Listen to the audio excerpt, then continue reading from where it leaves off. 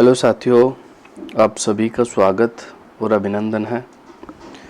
और आज हम जो चर्चा करने वाले हैं वो 2015 के अंदर जो पटवार का प्री पेपर हुआ था, जो कि शानदार पेपर था।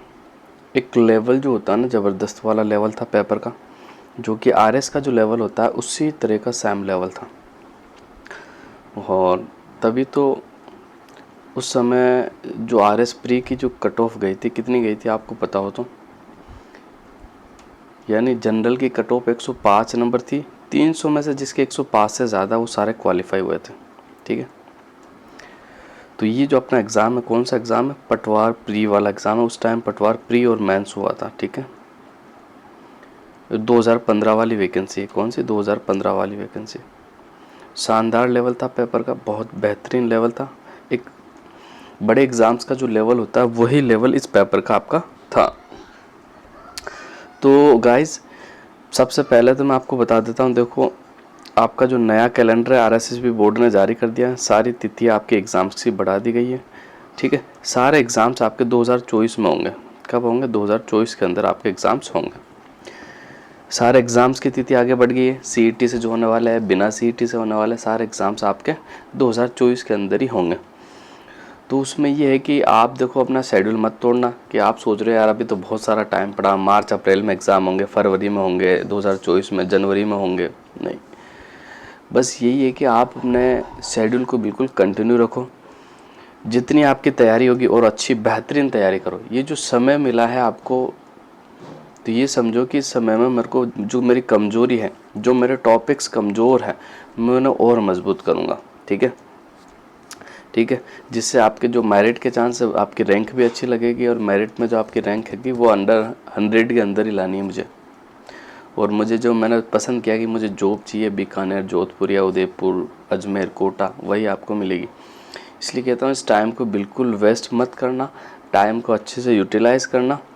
कोई दिक्कत नहीं है, एग्ज़ाम की तिथि आगे बढ़ गई है तो आज नहीं तो कल एग्ज़ाम होना और सिलेक्शन लेना। अगर नौकरी करनी है तो मेहनत तो करनी पड़ेगी, बिना मेहनत के नौकरी नहीं मिलेगी। इसलिए यही कहना है मेरा कि अपने आप अपनी मेहनत और अपना शेड्यूल, जो अपना रूटीन बना हुआ उसे तोड़े नहीं, उसे कंटिन्यू रखें और पढ़ते रहें। और इसी के साथ ही जिससे जितनी हेल्प मेरे से हो सके कि मैं ज़रूर करूँगा। और मैं तो ये कह रहा हूँ, मेरा आप ओल्ड पेपर सारे देखो, आपकी बेहतरीन तैयारी हो जाएगी। मैंने लगभग पॉलिटी भी करवाया है, इंडिया जीके भी करवाया, राजस्थान जीके तो है ही उसमें। राजस्थान जीके के 3-4 पार्ट है, पॉलिटी भी मिल जाएगा आपको अच्छे से, ज्योग्राफी भी मिलेगा, हिस्ट्री भी मिलेगा, आर्ट एंड कल्चर भी मिलेगा। इसके अलावा मैंने करंट अफेयर भी करवा रखा है, आर्थिक समीक्षा भी मैंने करवा रखी है और थोड़ा थोड़ा मैं करवाऊँगा। जो आरएस के कैंडिडेट हमारे चैनल से जुड़े हुए तो अच्छे से देख सकते हैं। मैंने आरएस के सारे पेपर 2021 वाला, 2018, 16, 2013 वाले सारे पेपर मैंने हल करवा रखे हैं। तो बस मेरा यही कहना आप सभी से जो मेरे चैनल के साथ जुड़े हैं कि भाई अपनी तैयारी को कंटिन्यू रखें, शेड्यूल ना तोड़ें, भाई डेली रूटीन के साथ पढ़ते रहें। और मैं तो ये कहता हूँ कि तिथि आगे बढ़ने से अब दुगने जोश से पढ़ो, है ना। इन्हीं की एग्ज़ाम आगे बढ़ गया, रूटीन टूट गया, तब तक कई बच्चे आपसे आगे निकल जाएंगे। ठीक है ना। कहते हैं ना भाई, जब आप सोते हो तो कई बच्चे किसी कोने में बैठकर पढ़ रहे होंगे, तो वही मामला है। मेहनत तो करनी पड़ेगी, नौकरी चाहिए। तो इसलिए मैं यही कहना चाहता हूँ आप सभी से कि अपने रूटीन को ना तोड़ें और कंटिन्यू रखें और लगातार अपनी तैयारी को मजबूती प्रदान करते रहें। तो चलता है पहले क्वेश्चन की ओर। अब पहला क्वेश्चन देख लेते गाइस। पहला क्वेश्चन जैसा कि आपके सामने है, ये रहा। शानदार था पेपर का लेवल, जैसे मैंने पहले ही बता चुका हूँ। ज़बरदस्त वाला पेपर था, अच्छे से आपको देखना चाहिए। और आज ऐसे नए नए फैक्ट भी बताऊंगा जो कि शायद आपने पहली बार सुने हो। तो देख लेते हैं पहला क्वेश्चन। एक तरफ भौतिक विभाग, एक तरफ शैल समूह, एक तरफ धरातलीय लक्षण बताएं। निम्नलिखित में से राजस्थान का कौन सा या कौन से भौतिक विभाग अपने धरातलीय लक्षणों से सही सुमेलित है? नीचे दिए गए कूट का प्रयोग करके सही उत्तर चुनना है। बिल्कुल दक्षिणी पूर्वी पठार, ये पहाड़ लिखा हुआ पठार है। ये आर्कियन और विद्यन कर्म शैल का बिल्कुल सही। धरातल गोंडवाना लैंड का विस्तारित भाग है, बिल्कुल सही है आपका, कोई कंफ्यूजन नहीं है। पश्चिमी वालुका मैदान राइल और क्रिटेसिस काल का, बिल्कुल सही है। 33 महासागर का अवशेष है, ये भी आपका बिल्कुल सही। अरावली शैल समूह अरावली से दहली क्रम में, बिल्कुल सही। प्राचीनतम वलित पर्वत श्रेणी, बिल्कुल सही है। उत्तरी पूर्वी मैदान ये दक्कन लावा और विंध्यनकरम और सिंधु नदी द्वारा निर्मित मैदान है। ये आपका यहाँ गलत हो गया। ये जो मैदान है ना आपके, ये सिंधु नदी द्वारा निर्मित मैदान नहीं, ये गंगा और यमुना द्वारा निर्मित मैदान है। इसी वजह से आपका ये फोर्थ ऑप्शन है जो गलत हो जाएगा। तो इसका जो राइट आंसर होगा 1 2 3। देख लो कौन से ऑप्शन में आपका 1 2 3 है। तो इसका जो राइट आंसर हो जाएगा ऑप्शन नंबर 3 में आपका 1 2 3 दिया हुआ। तो ऑप्शन नंबर 3 जो है गाइस आपका बिल्कुल सही आंसर हो जाएगा। क्लियर। अब देखो मैं आपको कुछ डिटेल्स बता देता हूँ जो कि आपके लिए मोस्ट इंपॉर्टेंट है, बिल्कुल आपको याद रखनी है।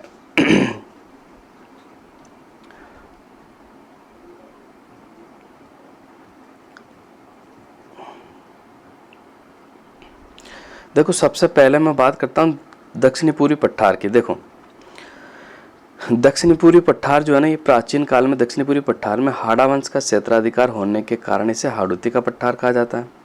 दक्षिणी पूर्वी पठार की उत्पत्ति कैसे हुई इसके बारे में थोड़ी सी चर्चा मैं आपसे कर लेता हूँ।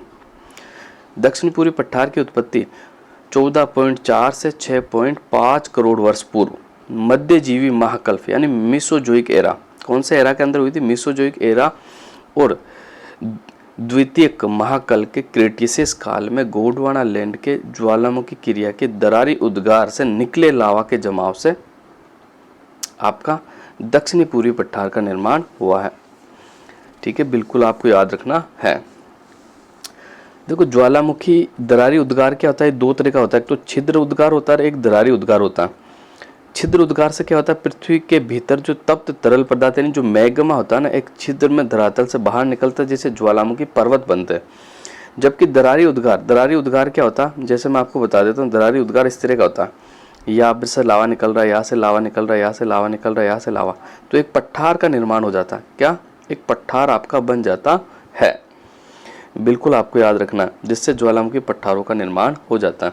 और छिद्र उद्गार क्या होता है? छिद्र उद्गार मैंने आपको बताया था कि सारा लावा एक ही जगह से निकलता है, यहाँ से निकल रहा है तो यहाँ से निकलता निकलता निकलता निकलता यहाँ एक ज्वालामुखी पर्वत का निर्माण आपका हो जाता है। तो इस तरह आपके दक्षिणी पूर्वी पठार की उत्पत्ति हुई थी। अब मैं बात कर लेता हूँ पूर्वी मैदान की बात कर लेता हूँ। देखो पूर्वी मैदान प्रदेश की जो उत्पत्ति है ना वो नूतन महाकल्प हुई। आपको याद रखना कौन से महाकल्प में? नूतन महाकल्प में। ठीक है। और चतुर्थक महाकल्प और नियोजोइक एरा के प्लास्टोसीन काल के अंदर हुई थी। कौन से काल में? प्लास्टोसीन काल के अंदर। बिल्कुल आपको याद रखना कौन सा काल? प्लास्टोसीन काल के अंदर।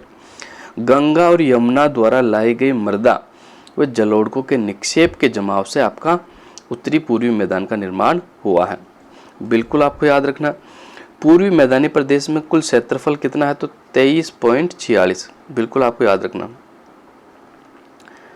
23.46% इसका कुल क्षेत्रफल है। कुल जनसंख्या कितनी निवास करती है? तो 40%। ठीक है। पूर्वी मैदानी प्रदेश राजस्थान के 10 जिलों में फैला हुआ। मैं सारे जिला आपको बता देता हूँ। सवाईमाधोपुर, करौली, धौलपुर, भीलवाड़ा, टोंक, भरतपुर और आपका भरतपुर के बाद आपका हो जाएगा कौन सा? जयपुर, फिर आपका डूंगरपुर, प्रतापगढ़, बांसवाड़ा। ये सारे जो 10 जिले हैं ये पूर्वी मैदानी प्रदेश के अंदर आते हैं। पूर्वी मैदानी प्रदेश की मैं ढाल की बात कर लूँ तो पश्चिम से पूर्व की ओर। अभी बिल्कुल आपको याद रखना पश्चिम से पूर्व की ओर। पूर्वी मैदान की जो ढाल है आपकी पश्चिम से पूर्व की ओर। पूर्वी मैदानी प्रदेश राजस्थान में विस्तार मुख्यतः अरावली पर्वतमाला के पूर्व दिशा के अंदर है। बिल्कुल आपको तथ्य याद रखना है। अब मैं बात कर लेता हूँ आपके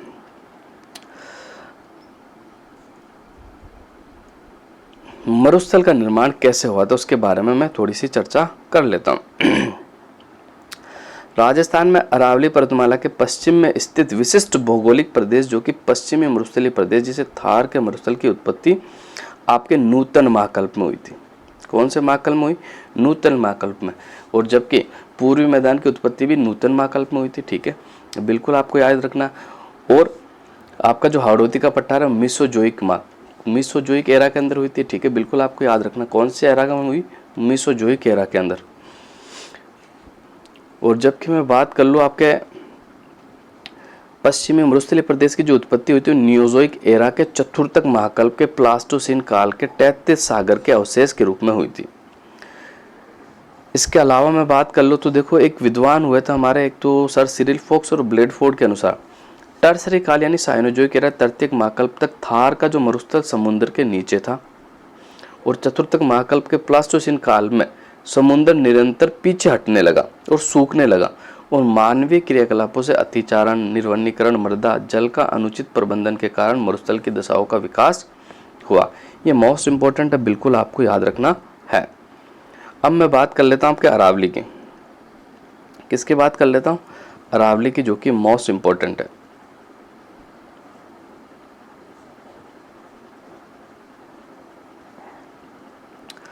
देखो,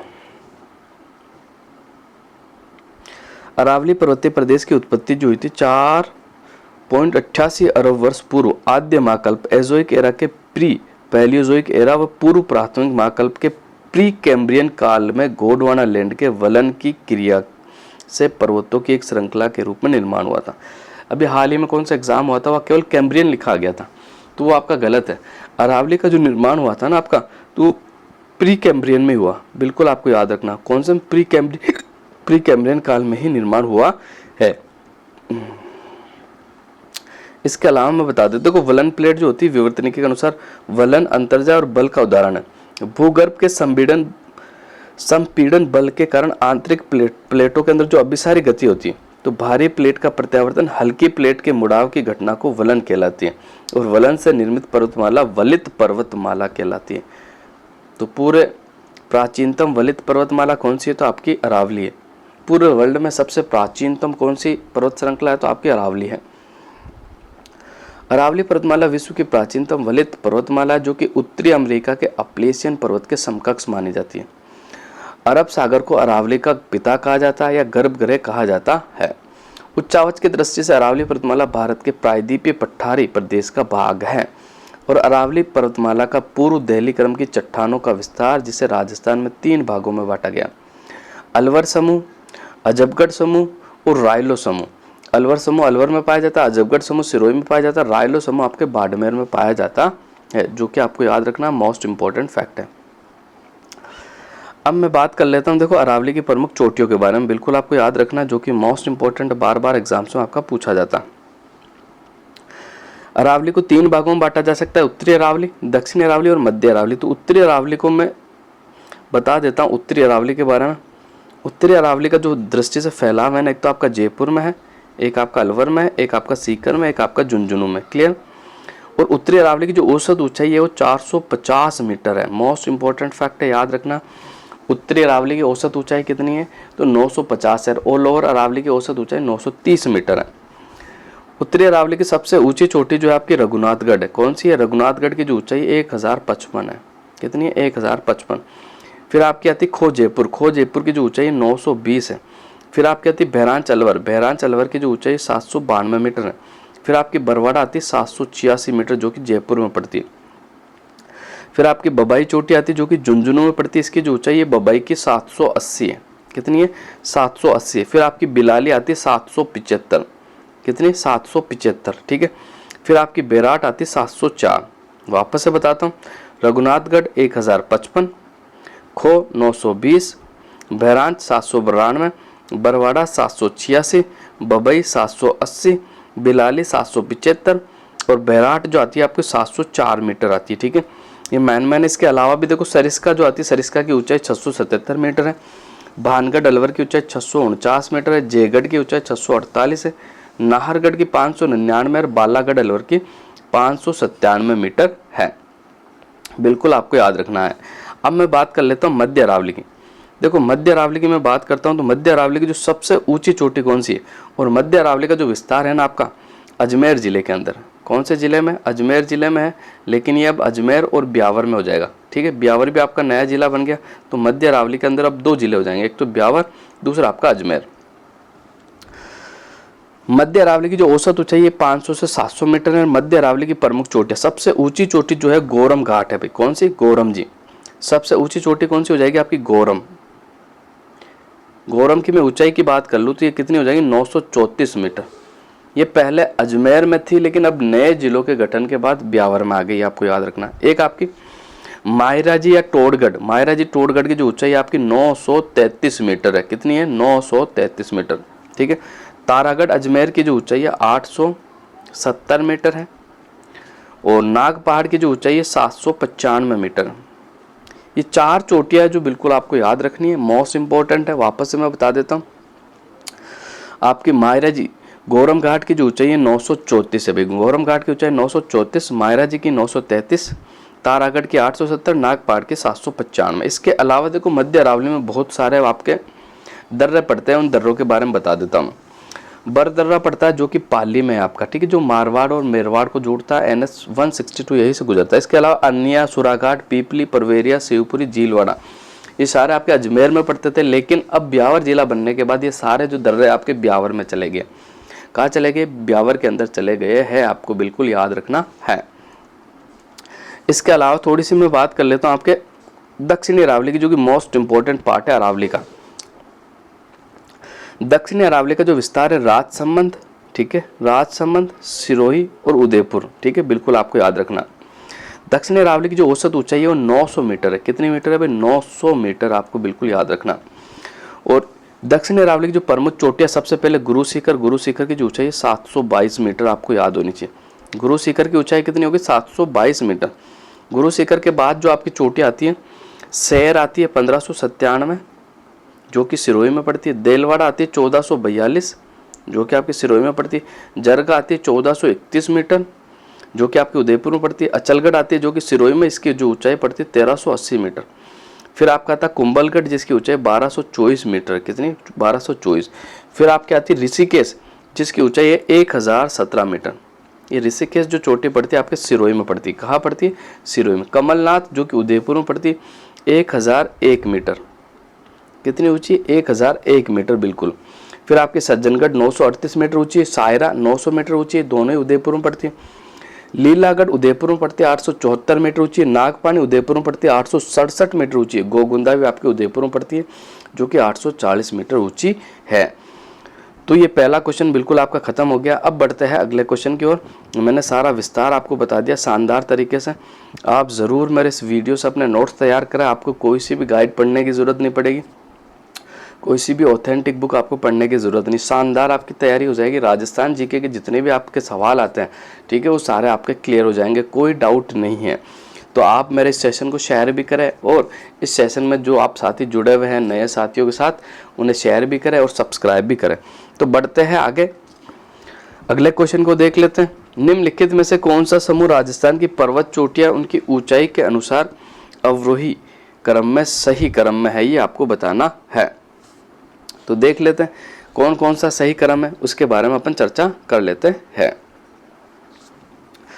देखो इसके अंदर जो सबसे ऊंची चोटी की अगर मैं बात करता हूँ तो गाइस कौन सी हो जाएगी आपकी? सबसे ऊंची चोटी की मैं बात करता हूँ, सबसे ऊंची चोटी आपकी हो जाएगी टोडगढ़, खो, बिलाली, रोजा बाकर। चारों ऑप्शन में ये 4 चोटियां, लेकिन टोटगढ़ जो है ना, जिसे टोडगढ़ है, ये मिसप्रिंट छपा हुआ टोडगढ़, ये सबसे ऊंची चोटी है। तो ऑप्शन नंबर ए आपका बिल्कुल सही आंसर हो जाएगा। टोडगढ़ की अगर मैं बात करता हूं तो टोडगढ़ की जो ऊंचाई है ना, कितनी है बिल्कुल आपको याद रखना। अभी मैंने बताया था 933 मीटर है। कहाँ पड़ती है? ब्यावर जिले में पड़ती है। मध्य अरावली की दूसरी सबसे ऊंची चोटी है। खो आपकी उत्तरी अरावली में पड़ती है। खो की ऊंचाई मैंने आपको बताया था कितनी? 920 मीटर है। कितनी मीटर है? 920 मीटर है। फिर मैंने बताया था बिलाली, ये भी उत्तरी अरावली के अलवर के अंदर पड़ती है। बिलाली की जो ऊंचाई है 775 मीटर। बिलाली कितने मीटर ऊंची है? 775 मीटर ऊंची है। फिर आपकी रोजा बाकर जो कि आपके जालोर में पड़ती है, ठीक है। रोजा बाकर, डोरा पर्वत और इसराना बाकर, ये सारी आपकी कहाँ पड़ती है? तो ये जो सारी आपकी पड़ती है, कहाँ पड़ती है? ये जो आपकी पड़ती है, ये पड़ती है आपके जालोर के अंदर। तो रोजा बाकर की ऊंचाई कितनी है मुझे कमेंट करके जरूर बताना, ठीक है। रोजा बाकर जो कि आपकी इसराना बाकर के पास है, डोरा पर्वत में जसवंतपुरा की पहाड़ियों में बनी हुई है, इसकी ऊंचाई कितनी है ये आप मुझे कमेंट करके ज़रूर बताना। तो इसका जो राइट आंसर हो जाएगा ऑप्शन नंबर 1 जो है आपका बिल्कुल राइट आंसर हो जाएगा। Clear guys? तो अब बढ़ जाते हैं हम अगले क्वेश्चन की ओर। अगला क्वेश्चन देख लेते हैं जो कि इंपॉर्टेंट है बिल्कुल। क्वेश्चन नंबर 3 की ओर बढ़ते हैं। ये लो,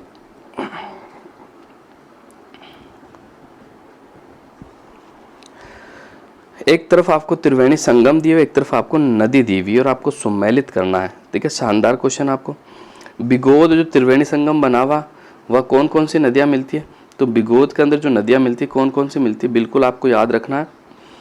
एक तो बैड़च, एक बनास, एक मैनाल, मैनाल नदी, ठीक है। तो ऑप्शन नंबर ए सही हो जाएगा। और ये बिगोद जो आपका पड़ता है ना, ये मांडलगढ़ में पड़ता है। कहाँ पड़ता है? मांडलगढ़। और मांडलगढ़ आपका जो पड़ता है ये भीलवाड़ा में पड़ता है। कहाँ पड़ता है? भीलवाड़ा के अंदर, बिल्कुल याद रखना। फिर मैं बात कर लूँ राजमहल की, तो राजमहल नामक स्थान पर जो नदियाँ मिलती है, बनास, खारी और डाई नदियाँ मिलती हैं। बनास, खारी और डाई नदियाँ। ये राजमहल जो है आपका टोंक में पड़ता है। कहाँ पड़ता है? टोंक में पड़ता है, बिल्कुल आपको याद रखना। रामेश्वर घाट, रामेश्वर घाट की अगर मैं बात कर लेता हूँ तो बनास, चंबल और सीप नदियाँ यहाँ मिलती है। रामेश्वर घाट में कौन सी मिलती है? बनास, चंबल और सीप नदियाँ मिलती है। ये रामेश्वर घाट आपका जो पड़ता है कहाँ पड़ता है? तो बिल्कुल आपको याद रखना, ये जो आपको पड़ता है ये कहाँ पड़ता है? सवाई माधोपुर में पड़ता है। कहाँ पड़ता है? सवाई माधोपुर में। और बैणेश्वर धाम तो आप जानती हो आपका डूंगरपुर में पड़ता है। सोम, माही, जाखम नदी आपकी यहाँ मिलती है। अब देखो मैं इंपॉर्टेंट फैक्टों की बात कर लेता हूँ, पहले ही याद रखना आपको। देखो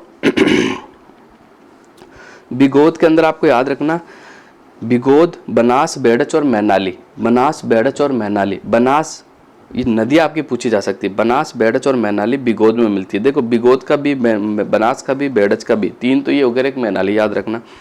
मांडलगढ़ के अंदर त्रिवेणी संगम बनाती। राजमहल में बनास, डाई, खारी। राजमहल में बनास, डाई, खारी। रामेश्वर घाट में बनास, चंबल, सीप। बनास, चंबल, सीप। और बैणेश्वर में सोम, माही, जाखम। ये नदी आपको बिल्कुल याद रखनी, कौन सा संगम बनाती है, त्रिवेणी संगम बनाती है, कौन से स्थान पर बनाती है, कौन कौन सी नदियां बनाती है, ये आपको बिल्कुल याद रखना होगा। अब देखो मैं शानदार फैक्ट आपसे शेयर करना चाहूँ तो चंबल नदी की मैं बात कर ले तो चंबल नदी का जो अपवाह क्षेत्र है कितना है प्रतिशत में, मैं आपको बता देता हूँ। हाल ही के अंदर लेटेस्ट एग्जाम आरपीएससी द्वारा ये पूछा गया सवाल है। 20.90%। कुल अपवाह क्षेत्र का प्रतिशत कितना है भाई चंबल नदी क्रम का? तो बिल्कुल आपको याद रखना 20.90%।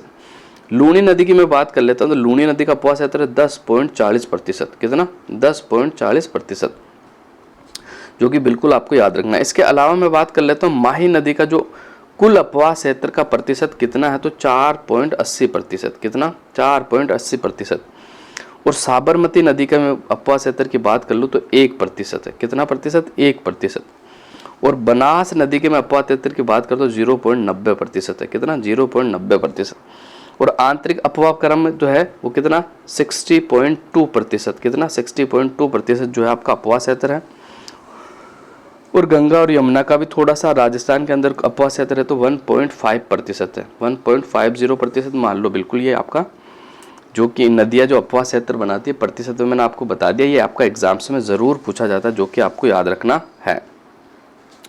इसके अलावा देखो मैं आपको बताता हूँ कौन से नदी के किनारे कौन सा दुर्ग बना हुआ, जो कि आपके लिए इम्पोर्टेंट है। देखो घाघरोन का जो किला बना हुआ आपका आहू और काली सिंध नदी के किनारे पे बना हुआ है।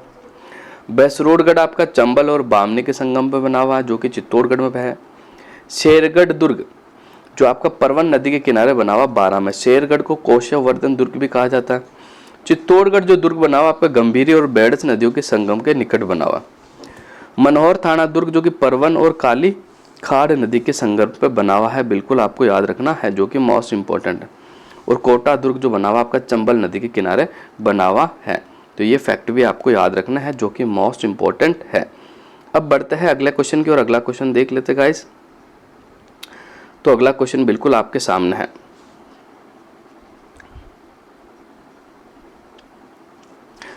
कोपेन द्वारा प्रस्तुत जलवायु प्रदेशों में से राजस्थान में कौन सा सम्मिलित नहीं है, ये आपको बताना है कि कौन सा सम्मिलित नहीं है।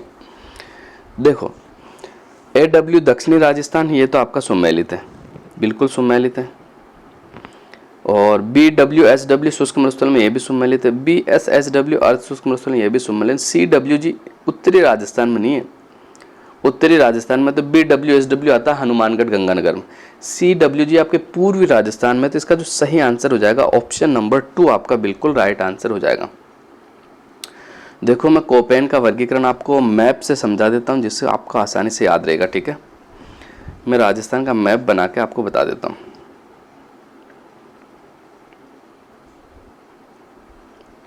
मान लीजिए राजस्थान का मैप है, राजस्थान का क्षेत्रफल 3,42,239 किलोमीटर है, ठीक है।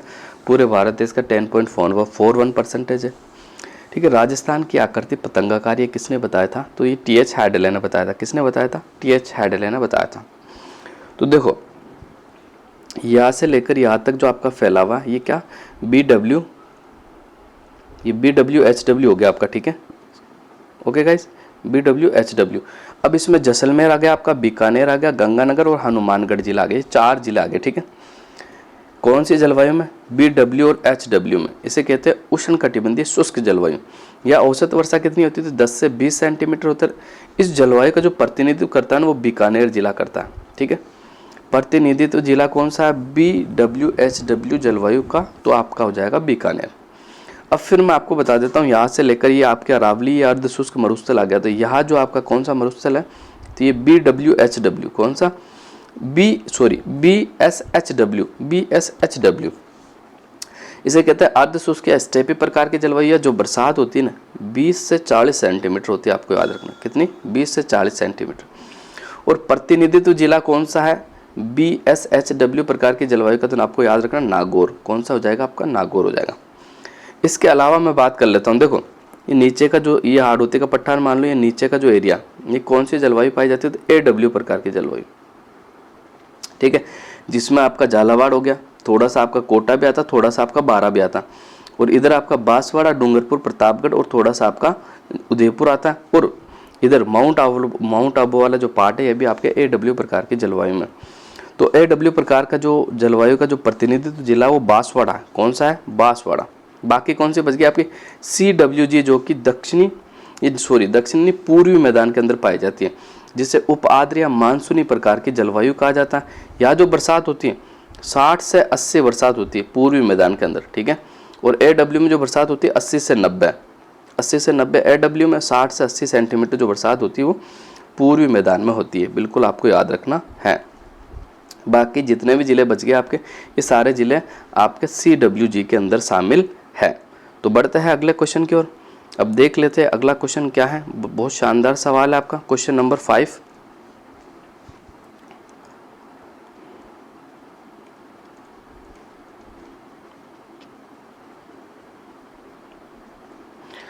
राजस्थान की मिट्टी के संबंध में कौन सा या कौन से कथन सत्य है? नीचे दिए गए कूट का प्रयोग कर सही उत्तर का चयन करना आपको, ठीक है। सही उत्तर आपको बताना है। तो देख लेते हैं। थार के मरुस्थल में ग्रेनाइट और बलुआ पत्थर शैली में बलुई मिट्टी का निर्माण हुआ है।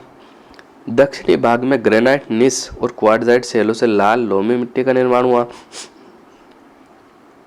दक्षिणी पूर्वी भाग में बेसाल्ट लावा के शरण से काली मिट्टी का निर्माण हुआ, और दक्षिणी भाग में फास्फेटिक शैलों के शरण से मिश्रित लाल मिट्टी का निर्माण हुआ। तो इसका जो आपका राइट आंसर हो जाएगा, पहले को छोड़ के सभी राइट आंसर, पहला जो है आपका सही आंसर नहीं, बाकी दूसरा सही है, तीसरा सही, चौथा सही, कि भाई दक्षिणी भाग में फास्फेटिक शैलों से मिश्रित लाल मिट्टी का निर्माण हुआ, जो कि आपकी लाल मिट्टी जो है ना मक्का उत्पादन के लिए बेस्ट मानी जाती है, ठीक है गाइस।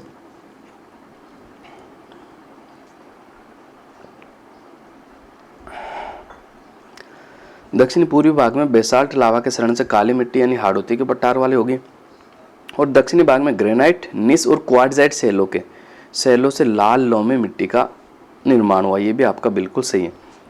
तो ऑप्शन नंबर ए सही नहीं है, तो इसका जो राइट आंसर हो जाएगा आपका 2, 3 और 4। ऑप्शन नंबर 2 जो है आपका बिल्कुल राइट आंसर हो जाएगा। और मिट्टी की जो सर्वाधिक विषमता देखने को मिलती है ना राजस्थान में, वो सुमेरपुर पाली में मिलती है। कहाँ मिलती है? सुमेरपुर पाली में, आपको बिल्कुल याद रखना। इसके अलावा कपास के लिए काली मिट्टी उपयुक्त होती है, जबकि मक्के के लिए लाल मिट्टी सर्वाधिक उपयुक्त होती है। कैसी? लाल मिट्टी सर्वाधिक उपयुक्त होती है। और राजस्थान के अंदर देखो, मैं बात कर लेता हूँ वैज्ञानिक मिट्टी, जो कि 5 भागों में बांटी गई, कहाँ कहाँ पाई जाती है। देखो ये आपका राजस्थान मान लो, ये आपकी एरिडोसोल और एंटीसोल दोनों ही पश्चिमी मरुस्थल में पाई जाती है। अरावली के आसपास की जो है वो वर्टिसोल प्रकार की मृदा पाई जाती है। हाड़ौती के पठार वर्टिसोल इंसेप्टिसोल पाई जाती है। अरावली पे किस प्रकार की? इंसेप्टिसोल। हाड़ौती के पठार में वर्टिसोल प्रकार की पाई जाती है, और पूर्वी मैदान के अंदर अल्फिसोल प्रकार की आपकी मृदा पाई जाती है। यह आपको याद रखना है। अगला क्वेश्चन देख लेते हैं गाइस, बहुत शानदार सवाल है। राजस्थान के वनों के संबंध में निम्नलिखित कथनों का परीक्षण कीजिए, नीचे दिए गए कूट का प्रयोग कर सही उत्तर चुनिए। पहला ऑप्शन है शुष्क सागवान वन राजस्थान के दक्षिणी भाग में संकेंद्रित है। दूसरा आपका जो ऑप्शन है, सागवान के वन 75 से 110 सेमी औसत वार्षिक वर्षा वाले क्षेत्रों में पाए जाते हैं। तीसरा जो आपका ऑप्शन है, उपोष्ण कटिबंधीय सदाबहार वन माउंट आबू में पाए जाते हैं। और चौथा ऑप्शन है, पश्चिमी राजस्थान के वन मिश्रित पतझड़ वाले हैं। तो इसका जो राइट आंसर हो जाएगा आपका, कौन सा राइट आंसर हो जाएगा? बिल्कुल गाइस, पहला कथन आपका बिल्कुल सही है। पहला कथन जो है आपका बिल्कुल सही है। दूसरे कथन की मैं बात कर लेता हूं, तो दूसरा कथन जो है वो भी आपका बिल्कुल सही है कि शुष्क सागवान वन दक्षिणी भाग में बांसवाड़ा, डूंगरपुर, उदयपुर में पाए जाते हैं, ज़्यादा संकेंद्रित वही है।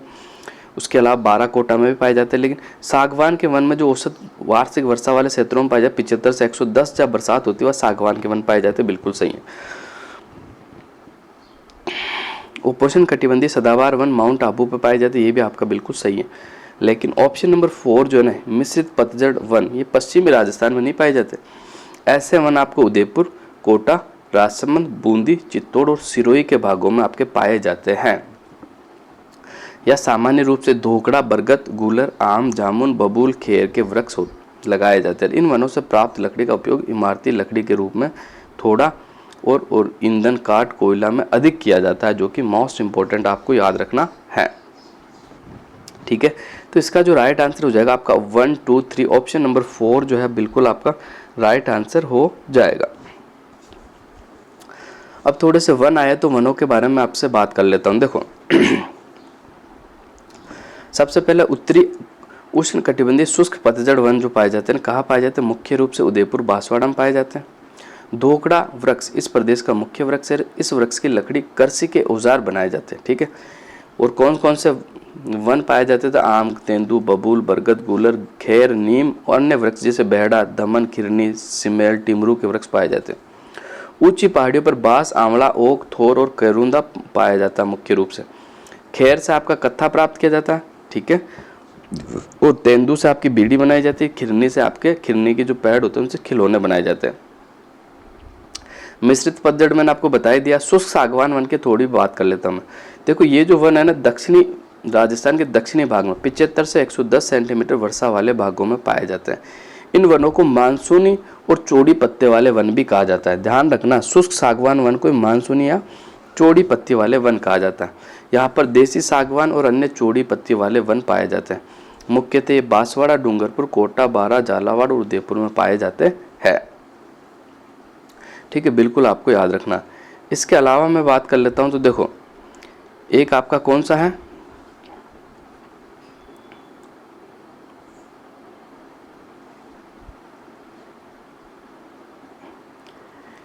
एक जो आपका वन है, कौन सा वन है? तो बिल्कुल आपको याद रखना, उपोष्ण कटिबंधीय सदाबहार वन। ये आबू पर्वत के चारों तरफ लगभग 33 वर्ग किलोमीटर के क्षेत्र में इन वनों का अंतर्गत आते हैं।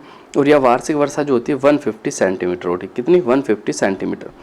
पर्वतों के ढलानों पर तल के आसपास पाए जाने वाले वृक्ष, झाड़ियाँ, आम, बांस, थाऊ की कुछ प्रजातियाँ, सीरिस, बेल, जामुन, रोहिड़ा प्रमुख हैं। आबू के उच्च पर्वतीय क्षेत्रों में अमृतरी पाई जाती है। ये क्षेत्र वनस्पति की दृष्टि से सर्वाधिक संपन्न है। और दूसरा कंटीले वन। कंटीले वन जो पाए जाते हैं, कहाँ पाए जाते हैं? शुष्क और अर्धशुष्क प्रदेशों में पाए जाते हैं। ठीक है, बिल्कुल आपको याद रखना, ये कांटादार वृक्ष और झाड़ियाँ प्रमुख होती है। इसे मरुस्थलीय वनस्पति के नाम से भी जाना जाता है।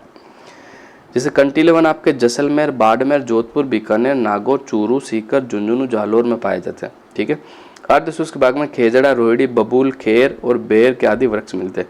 ठीक है, ये आपको याद रखना है। इसके अलावा देखो मैं मोस्ट इंपॉर्टेंट फैक्ट की थोड़ी सी बात कर लेता हूँ। देखो प्रशासनिक दृष्टि से वनों को कितने भागों में बांटा गया, तो आपको याद रखना कितने भागों में बांटा गया? 3 भागों में बांटा गया। ठीक है, कितने भागों में बांटा गया? 3 भागों में। एक तो आपका आरक्षित वन हो जाएगा। कौन सा वन? आरक्षित। बिल्कुल आपको याद रखना कौन सा हो जाएगा? आरक्षित। आरक्षित वन जो है कितना है? कुल 37.05%। ठीक है, बिल्कुल आपको याद रखना। ठीक है, और ये सर्वाधिक आरक्षित वन कहाँ पाए जाते हैं? तो उदयपुर में पाए जाते हैं। कहाँ पाए जाते हैं? उदयपुर में पाए जाते हैं। इन वनों पर क्या होता है? सरकार का पूर्ण स्वामित्व होता है। ठीक है, बिल्कुल आपको याद रखना। दूसरा मैं बात कर लेता हूँ सुरक्षित वन, जिसे रक्षित वन भी कहते हैं या सुरक्षित वन भी कहा जाता है। ठीक है, सुरक्षित वन जो पाए जाते हैं इनका कितना प्रतिशत पाए जाते हैं, तो ये पाए जाता है आपके 56.43%, जिसे 56.5 भी कह सकते हो आप, 56.43% भी कहा जा सकता है। सर्वाधिक सुरक्षित वन जो पाए जाते हैं आपके 12 में पाए जाते हैं। कहाँ पाए जाते हैं? 12 में। ठीक है, और इन वनों की देखभाल सरकार द्वारा की जाती है, लेकिन वनों के दोहन के लिए सरकार कुछ नियमों के आधार पर छूट देती है। एक आपका होता है अवर्गीकृत, अनक्लासिफाइड। अवर्गीकृत जो वन पाए जाते हैं ना आपके, कितने प्रतिशत पाए जाते हैं, तो आपको बिल्कुल याद रखना 6.5%। ठीक है, बिल्कुल आपको याद रखना। सर्वाधिक जो आपका अवर्गीकृत वन पाए जाते हैं ये आपके बीकानेर में पाए जाते हैं। कहाँ पाए जाते हैं? बीकानेर में। ठीक है, और अवर्गीकृत वनों में जिनमें पेड़ों के काटने और मवेशियों को चराने पर कोई भी प्रतिबंध नहीं होता, आपका बिल्कुल आपको याद रखना है। वापस से बताता हूँ मैं, आरक्षित वन का कुल क्षेत्रफल 37.05 है। 37 भी आपको देखने को मिल सकता है, तो 37% आप याद रख सकते हो। सर्वाधिक आरक्षित वन उदयपुर में। फिर सुरक्षित वन 3 भागों में बांटा गया प्रशासनिक रूप से, आरक्षित, सुरक्षित और अवर्गीकृत। सुरक्षित वन का जो प्रतिशत है 56.5 भी देखने को मिलता है या 56.43, ये आपके सर्वाधिक पाए जाते हैं 12 में। अवर्गीकृत वनों की बात कर लो तो सर्वाधिक बीकानेर में पाए जाते हैं, 6.5 भी देखने को मिल जाता है, 6.52 भी आपको देखने को मिल जाता है। तो बिल्कुल आपको याद रखना, बार बार यहाँ से सवाल आपका पूछा जाता है। वन रिपोर्ट 2021 यानी नवीनतम वन रिपोर्ट की बात करता हूँ तो मैं देखो कुल वनावरण कितना, तो 16,654.96 वर्ग किलोमीटर, जिसे अपन कह सकते हैं 16,655 वर्ग किलोमीटर भी कहा जा सकता है। ठीक है, और जो कि राज्य का कुल क्षेत्रफल का कितना है, तो 4.87% है। कितना प्रतिशत है? 4.87% आपका वन है।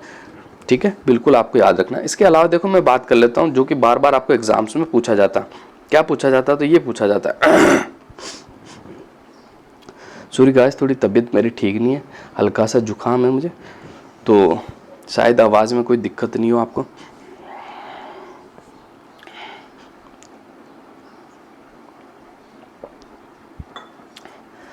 देखो राजस्थान के न्यूनतम वन क्षेत्र वाले जिले के बारे में बात कर रहा हूँ मैं। क्या? राजस्थान के न्यूनतम वन क्षेत्र वाले जिले, वन क्षेत्रफल वाले। ठीक है, बिल्कुल आपको याद है। क्षेत्रफल की दृष्टि से न्यूनतम वन राजस्थान में जो पाए जाते हैं उनकी चर्चा मैं आपसे करना चाहता हूँ। सबसे पहला आपका आता चूरू, चूरू के बाद आता आपका हनुमानगढ़, हनुमानगढ़ के बाद आता आपका जोधपुर, फिर आपका आता गंगानगर। 4 जिला आपको याद रखना। चूरू में कितने क्षेत्रफल वन पाए जाते हैं? 77.69 की वर्ग किलोमीटर। ठीक है, बिल्कुल आपको याद रखना। और हनुमानगढ़ में कितने पाए जाते हैं? तो बिल्कुल आपको 92.97 किलोमीटर। फिर आपके जोधपुर में 109.25 किलोमीटर। जबकि मैं बात कर लूँ गंगानगर की, तो गंगानगर में जो वन पाए जाते हैं 115.09% पाए जाते हैं। ठीक है, बिल्कुल आपको याद रखना है। ठीक है, ये आपको याद रहे नहीं रहे, बस एक चूरू का जरूर याद रखना। 77.69 क्षेत्रफल में पाया जाता है। इसकी मैंने आपको ट्रिक बताई थी कि न्यूनतम वन क्षेत्रफल वाले जिले हैं, उनकी एक छोटी सी ट्रिक बताई थी, चूहा, चूहा जोगा। ठीक है, ये आपको याद रखना, चूहा जोगा। ठीक है, ये चू हो गया आपका, ओ की मात्रा नहीं आएगी। चू, चू से आपका चूरू, हा से आपका हनुमानगढ़, जो से आपका जोधपुर, गा से आपका गंगानगर। तो इस तरह से आपको याद रह जाएगा। न्यूनतम वन क्षेत्रफल वाले जिले 4 हो गए। अब मैं आपको बता देता हूँ,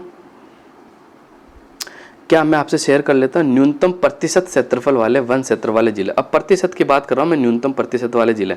ठीक है, तो सबसे पहले आपका आएगा जोधपुर, जोधपुर के बाद आएगा आपका चूरू, चूरू के बाद आएगा आपका जैसलमेर, जैसलमेर के बाद आएगा आपका बीकानेर। ठीक है, जोधपुर में 0.48% है। कितना? 0.48%।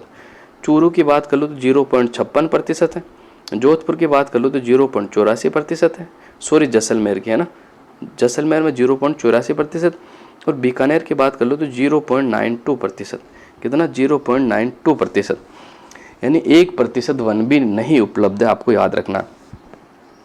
केवल आपको सबसे कम जो है जोधपुर का याद रखना, 0.48%। इसकी मैंने जो आपको ट्रक बताई थी, क्या बताई थी? जोचू जेबी। बिल्कुल बहुत आसानी से आप याद रख सकते हो, जोचू जेबी। न्यूनतम 1% क्षेत्रफल वाले जो जिले हैं राजस्थान के, 4 जिले मैंने आपसे शेयर किए, जोधपुर, चूरू, जैसलमेर, बीकानेर। जोधपुर का 0.48% याद रखना, बाकी याद रखना कोई ज़रूरी नहीं है। ट्रिक क्या? जोचू जेबी, जोधपुर, चूरू, जैसलमेर, बीकानेर, जोचू जेबी, जोचू जेबी, जोचू जेबी। आप 5 से 10 बार बोलोगे आपको याद हो जाएगा। Clear guys? अब अगली बात कर लेता हूँ मैं, राजस्थान में सबसे अधिक वन क्षेत्रफल वाले जिले कौन से हैं वो आपको बताना है। तो देखो इसमें मैं आपसे बात करता हूँ, सबसे पहले आपका उदयपुर है, फिर आपका अलवर है, फिर आपका प्रतापगढ़ है, फिर आपका 12 है। ठीक है, ये तो आपके कौन से जिले हो गए? ये आपके जिले हो गए कौन से सबसे अधिक क्षेत्रफल वाले। जबकि मैं न्यूनतम क्षेत्रफल वाले की बात कर लेता हूँ, सबसे अधिक प्रतिशत में सबसे अधिक क्षेत्रफल वाले की, कौन से जिले की बात कर रहा हूँ मैं? सर्वाधिक प्रतिशत क्षेत्रफल वाले जिले। सबसे पहले उदयपुर, फिर प्रतापगढ़, फिर सिरोही, फिर आपका करौली। ठीक है, ये आपको याद रखना। देखो प्रतिशत की जो ट्रिक है आपकी यूपीएससी याद रखनी है आपको। क्या याद रखनी? यूपीएससी। जबकि क्षेत्रफल की दृष्टि से सर्वाधिक वन जो पाए जाते हैं यूएफपीबी, यूएफपीबी बिल्कुल आपको याद रखना। उदयपुर, अलवर, प्रतापगढ़, 12। जबकि प्रतिशत में उदयपुर, प्रतापगढ़, सिरोही, करौली। ठीक है, प्रतिशत में यूपीएससी याद रखना आपको। और जबकि क्षेत्रफल की दृष्टि से यूएफपीबी याद रखना। उदयपुर का क्षेत्रफल जरूर याद रखना आपको, 2753.39 वर्ग किलोमीटर में फैला हुआ। ठीक है, 2753.39 वर्ग किलोमीटर में फैला हुआ। जबकि सर्वाधिक प्रतिशत भी उदयपुर का ये कितना? 23.49%। कितना? 23.49% आपको बिल्कुल याद रखना है। ठीक है, मोस्ट इंपॉर्टेंट फैक्ट मैंने आपको बता दिया। इसके अलावा देखो मैं राजस्थान में अत्यधिक सघन वन की बात कर लेता हूँ, तो क्षेत्रफल कितना? 78.15% पर अत्यधिक सघन वन फैले हुए आपके। ठीक है, प्रतिशत में नहीं, एरिया के अंदर। ठीक है, और जो कुल भौगोलिक प्रतिशत का कितना? तो 0.02 है। जबकि मध्यम सघन वन जो फैला हुआ है 1.28% पे फैला हुआ है। एरिया की मैं बात कर लूँ तो 4368 किलोमीटर पे फैला हुआ है। ठीक है, इसके अलावा खुले वन की बात कर लूँ तो खुले वन जो है 3.57% पे फैला हुआ है। खुले वन जो है 12,208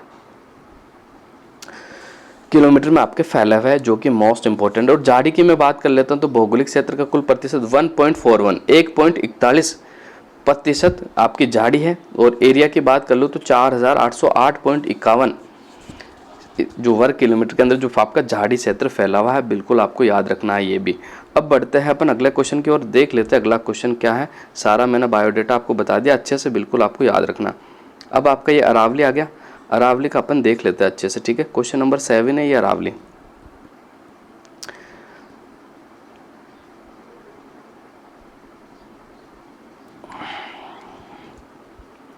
हाँ, तो अगला सवाल बिल्कुल आपके सामने देख लेते क्या है। कथन ए, अरावली पर्वत श्रेणी निकटवर्ती क्षेत्रों में मरुस्थलीकरण के प्रसार को सीमित करती है। कारण आर, अरावली पर्वत श्रेणी संपूर्ण राज्य में दक्षिणी पश्चिम से उत्तर पूर्व की ओर अविच्छिन्न फैली हुई है। तो कथन ए आर दोनों ही सही है, आर ए की पूर्ण व्याख्या करता है। 2, ए आर दोनों सही है किंतु आर ए की आंशिक व्याख्या करता है। ए सही है किंतु आर गलत है, ए गलत है किंतु आर सही है। तो इसका जो राइट आंसर हो जाएगा ऑप्शन नंबर 2 है आपका, बिल्कुल राइट आंसर हो जाएगा। ए आर दोनों ही सही है लेकिन किंतु आर जो है ना ए की आंशिक व्याख्या करता है। ठीक है, अब इसके बारे में देखो, अरावली के बारे में मैंने लगभग आपको पूरा बता दिया है, फिर भी थोड़ी सी बात मैं कर ही लेता हूँ। ठीक है, अरावली पर्वतमाला विश्व की प्राचीन पर्वत श्रेणी है जो कि राज्य में कर्णवत कान की तरह फैली हुई है, उत्तर पूर्व से दक्षिण पश्चिम तक फैली हुई है। ये पर्वत श्रेणी उत्तर में दिल्ली से प्रारंभ होकर गुजरात के पालनपुर तक 692 किलोमीटर लंबी है। टोटल इसकी लंबाई 692। और राजस्थान में इसका जो विस्तार है 550 किलोमीटर फैली हुई है। कितनी? 550। प्रदेश के 7 राज्यों में ये फैली हुई है, सिरोही, उदयपुर, राजसमंद, अजमेर, जयपुर, दौसा, अलवर। और अरावली को 3 भागों में बांटा जा सकता है, आपकी उत्तरी अरावली, मध्य अरावली और दक्षिणी अरावली में से बांटा जा सकता है। बाकी चोटियां मैंने आपके पहले वाले क्वेश्चन में सारी बता दी है, तो ये आपको बिल्कुल याद रखना है। अब अगले क्वेश्चन की ओर बढ़ जाते हैं गाइस। अगला क्वेश्चन देखते हैं अपन, अगला क्वेश्चन क्या है। तो देखो अगला क्वेश्चन है आपका, क्षेत्रफल की दृष्टि से राजस्थान का सबसे बड़ा कृषि जलवायु खंड कौन सा है, ये आपको बताना है। तो इसका जो आपका राइट आंसर हो जाएगा बिल्कुल ऑप्शन नंबर 2, शुष्क पश्चिमी मैदानी खंड। ऑप्शन नंबर 2 जो है आपका सबसे बड़ा सबसे बड़ा मैदानी कृषि जलवायु खंड है ना, बिल्कुल आपको याद रखना, जो कि मोस्ट इम्पोर्टेंट है। और इसकी क्षेत्रफल की मैं बात कर लेता हूँ तो 77.7 लाख हेक्टेयर में फैला हुआ। कितने में? 77.7 लाख हेक्टेयर में फैला हुआ। और इसे फर्स्ट सी के नाम से भी जाना जाता है। कभी सीधा ही एग्जाम में आपको फर्स्ट सी लिखा हुआ मिलेगा। तो सबसे बड़ा कृषि जलवायु खंड फर्स्ट सी है। कितने एरिया में फैला हुआ? तो 77.7 लाख हेक्टेयर से एरिया में। जबकि सबसे छोटे की बात कर लेता हूँ मैं, तो सबसे छोटा जो है ना आपका फोर्थ बी है, जिसे आर्द्र दक्षिणी मैदानी क्षेत्र के नाम से जाना जाता है। कौन सा? Fourth B. किस नाम से जाना जाता है? आर्द्र दक्षिणी मैदानी क्षेत्र। और ये कितने में फैला हुआ? तो 17.21 लाख हेक्टेयर में ये आपका फैला हुआ है। बिल्कुल आपको याद रखना। राजस्थान में कुल कितने कृषि जलवायु खंड है? तो 10 कृषि जलवायु खंड है। ठीक है, कितने कृषि जलवायु खंड है? 10 कृषि जलवायु खंड है। मैं आपको बता देता हूँ। ठीक है, मैं बात कर लेता हूँ फर्स्ट ए की। ठीक है, फर्स्ट ए का नाम क्या है? तो फर्स्ट ए का नाम है शुष्क मैदानी पश्चिमी क्षेत्र। ठीक है, कौन कौन से जिले में फैला हुआ? तो पश्चिमी जोधपुर, पश्चिमी बाड़मेर, पश्चिमी चूरू के शुष्क मैदानी क्षेत्र में ये फैला हुआ। ठीक है, दूसरा आपका आता है फर्स्ट ए। फर्स्ट ए आ गया तो फर्स्ट बी आएगा। अब दूसरा कृषि जलवायु खंड कौन सा हो जाएगा? First B. इसका नाम क्या है? तो इस जोन का जो नाम है आपका सिंचित मैदानी उत्तर पश्चिमी क्षेत्र। ठीक है, और ये आपका कहाँ फैला हुआ था? गंगानगर हनुमानगढ़ में फैला हुआ। फिर आपका था फर्स्ट सी। फर्स्ट सी में मैं बात कर लूँ तो फर्स्ट सी का जो नाम है शुष्क आंशिक सिंचित मैदानी पश्चिमी क्षेत्र।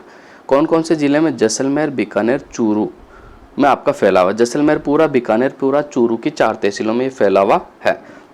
ये फर्स्ट बिल्कुल कंप्लीट हो गया। अब अपन आते हैं सेकंड ए में।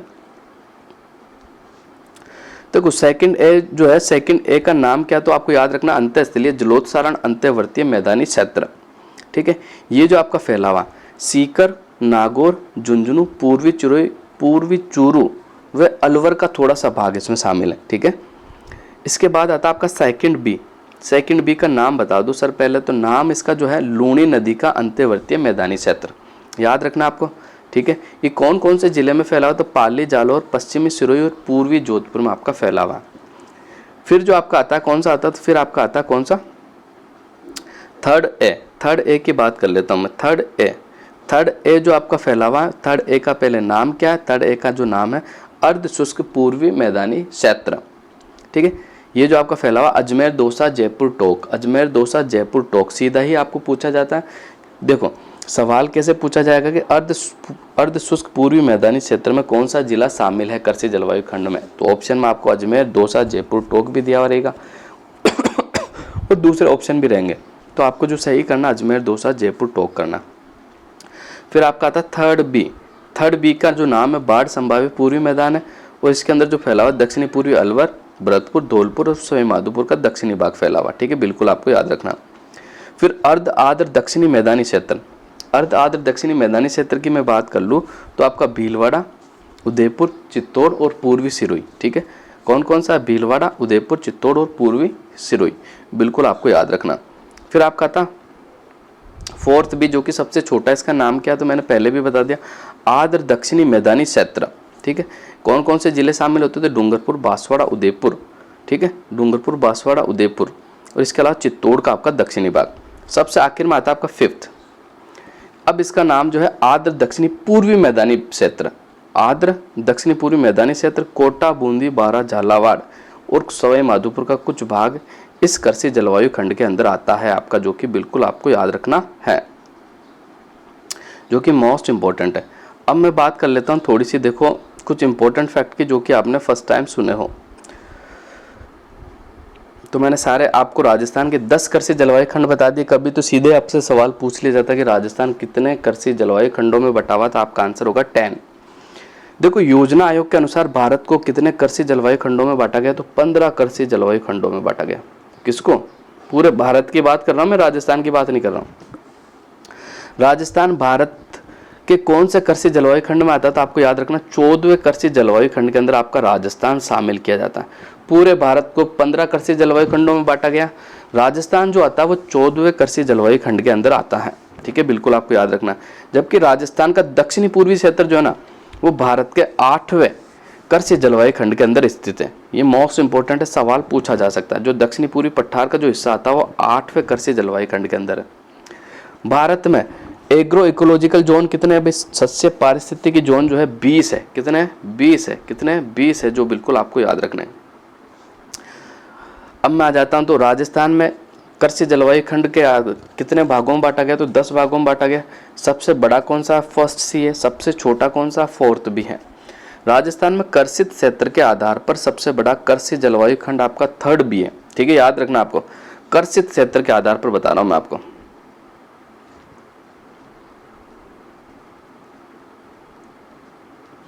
कर्षित क्षेत्र के आधार पर सबसे बड़ा कृषि जलवायु खंड कौन सा आपका? तो थर्ड बी है। जबकि राजस्थान में सबसे कम कर्षित क्षेत्र वाला जलवायु खंड फोर्थ ए है। कौन सा है? फोर्थ ए।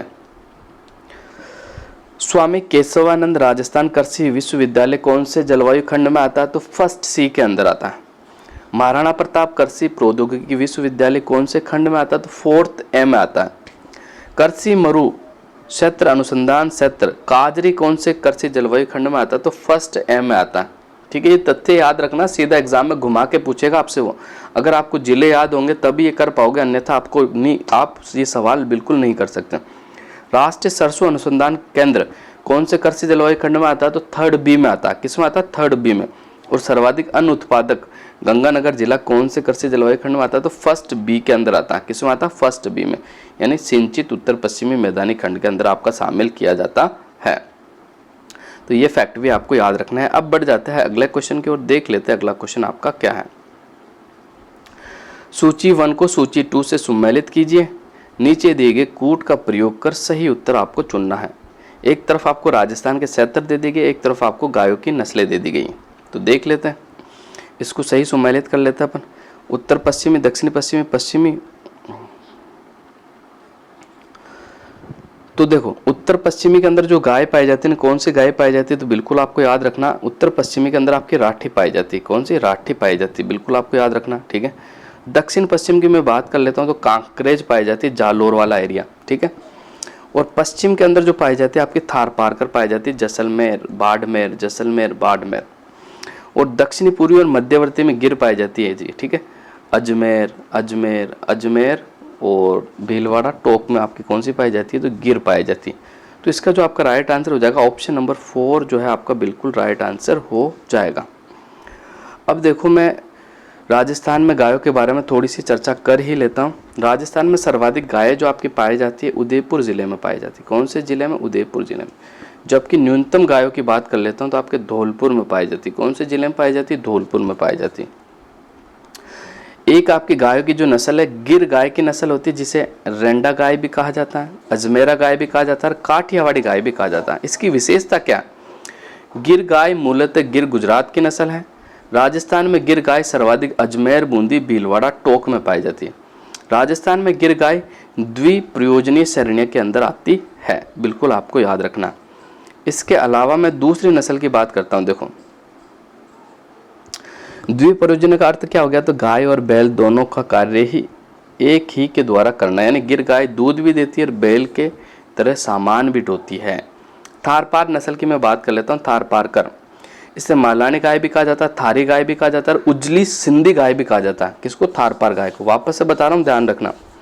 मालानी गाय, थारी गाय, उजली सिंधी गाय। विशेषता क्या? थारपारकर गाय मूलतः कराची, पाकिस्तान की नस्ल है और राजस्थान में थारपारकर गाय सर्वाधिक जैसलमेर, बाड़मेर, जोधपुर और बीकानेर जिलों के अंदर पाई जाती है, यानी आपके पश्चिमी राजस्थान में पाई जाती है। राजस्थान में थारपारकर गाय मैंने आपको बता ही दिया कहाँ पाई जाती है, बिल्कुल आपको याद। अब कांकरेज गाय की बात कर लो तो इसे सांचोरी गाय भी कहा जाता है। कांकरेज गाय मूलतः राजस्थान की नस्ल है। राजस्थान में कांकरेज गाय सर्वाधिक जालोर, सिरोही, बाड़मेर और पाली जिलों में पाई जाती है। राजस्थान में सबसे भारी नस्ल की गाय कांकरेज गाय को माना जाता है। राजस्थान में सबसे मजबूत सींगों वाली जो गाय है ना आपकी, कांकरेज गाय है। कौन सी गाय है? कांकरेज गाय है, जो कि आपको बिल्कुल याद रखना है। इसके अलावा मैं बात कर लेता हूँ राठी गाय, जिसे राजस्थान की कामधेनु कहा जाता है। राठी गाय की जो नस्ल है इसे राजस्थान की कामधेनु गाय भी कहा जाता है। राठी गाय सर्वाधिक गंगानगर, जैसलमेर और बीकानेर में पाई जाती है।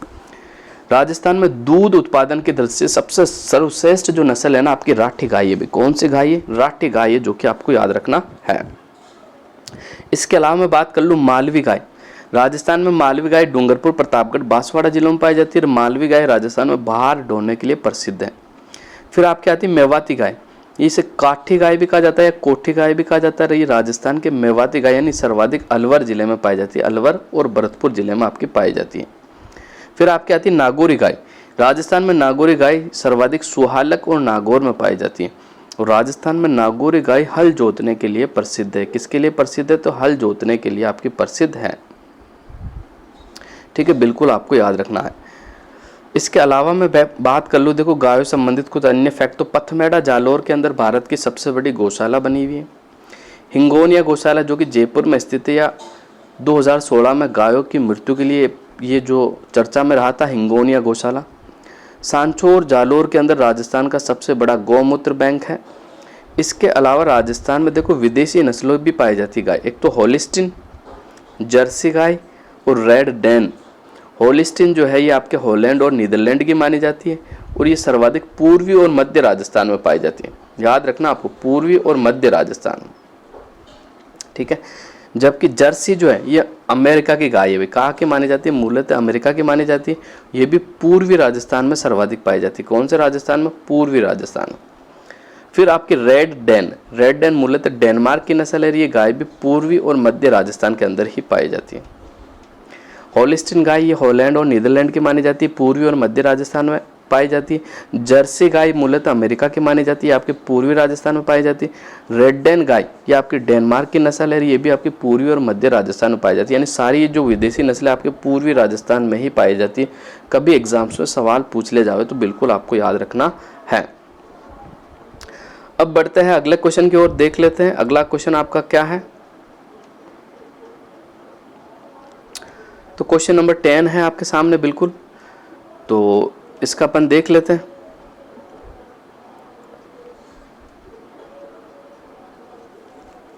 देखो इससे पहले मैं राजस्थान में एक गाय की नस्ल पाई जाती है उसके बारे में थोड़ी सी चर्चा कर लेता हूँ। उसे कहते हैं नारी गाय की नस्ल।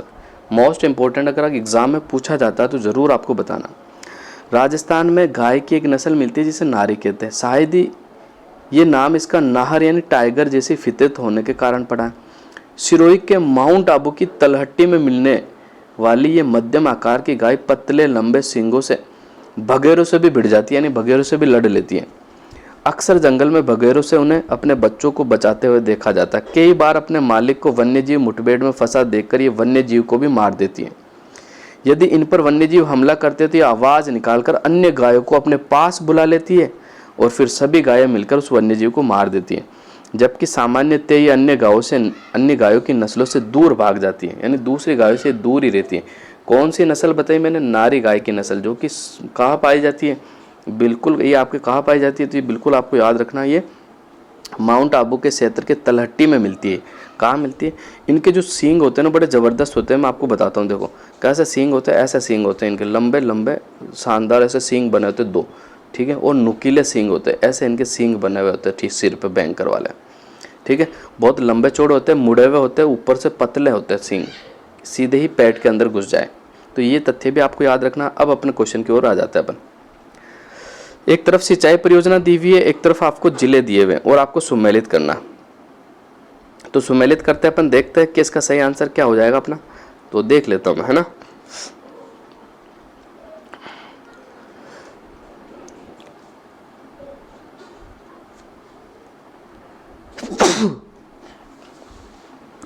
Sorry guys. एक तरफ सिंचाई परियोजना, एक तरफ आपका जिला है, तो इसको सुमेलित करते देखते सही आंसर इसका क्या होने वाला है। तो देखो गागरिन जो सिंचाई परियोजना ये आपके झालावाड़ की है, तकली जो परियोजना आपकी कोटा की है, लाहसी आपके बारा की है, चाकण आपके बूंदी की है। तो इसका जो आपका राइट आंसर हो जाएगा बिल्कुल ऑप्शन नंबर ए है, जो आपका बिल्कुल सही आंसर हो जाएगा। अब देखो मैं आपसे कुछ शेयर कर लेता हूँ जो कि इम्पोर्टेंट फैक्ट है, तो बिल्कुल आपको याद रखने चाहिए, एग्ज़ाम्स में ज़रूर बनेंगे। तो सबसे पहले जो कि IGNP है ना, राजस्थान की सबसे बड़ी नहर IGNP, इसके बारे में अपन चर्चा करेंगे। अक्सर सवाल एग्जामिनर यहाँ से बनाता है। तो इंदिरा गांधी नहर जल परियोजना IGNP, इंदिरा गांधी नहर भारत की सबसे लंबी नहर है। पहले राजस्थान नहर के नाम से जाना जाता था। 2 नवंबर 1984 को प्रधानमंत्री इंदिरा गांधी की हत्या के बाद इसे इंदिरा गांधी नहर के नाम दिया गया। इंदिरा गांधी नहर को जीवन रेखा यानी मरुगंगा भी कहा जाता है, बिल्कुल आपको याद रखना। इंदिरा गांधी नहर प्रारंभिक में रूपरेखा इंजीनियर कंवर सेन के द्वारा बनाई गई थी। आईजीएनपी का निर्माण का मुख्य उद्देश्य कि रावी और व्यास नदियों के जल से राजस्थान को आवंटित 86 लाख एकड़ घन फीट जल का उपयोग करना। यह परियोजना विश्व की सबसे बड़ी परियोजना है। इंदिरा गांधी नहर जल परियोजना आईजीएनपी का मुख्यालय जो बना हुआ आपके जयपुर में बना हुआ। कहाँ बना हुआ? जयपुर में बना हुआ। इस नहर का उद्गम की बात कर ले तो पंजाब के फिरोजपुर के निकट सतलज और व्यास नदियों के संगम पर हैरी के बैराज से होता है। आईजीएनपी पंजाब हरियाणा में बहने के पश्चात राजस्थान के हनुमानगढ़ के टिब्बी तहसील के खारा गांव में प्रवेश करती है। कौन सी तहसील में? टिब्बी गांव के खारा गांव, टिब्बी तहसील के खारा गांव में। इस परियोजना से श्री गंगानगर, बीकानेर, जैसलमेर, बाड़मेर को जलापूर्ति होती है। इस नहर की कुल लंबाई जो है 649 किलोमीटर है। इंदिरा गांधी नहर परियोजना को 2 भागों में बांटा जा सकता है। कितने भागों में? तो 2 भागों में आपका इसको बांटा जा सकता है।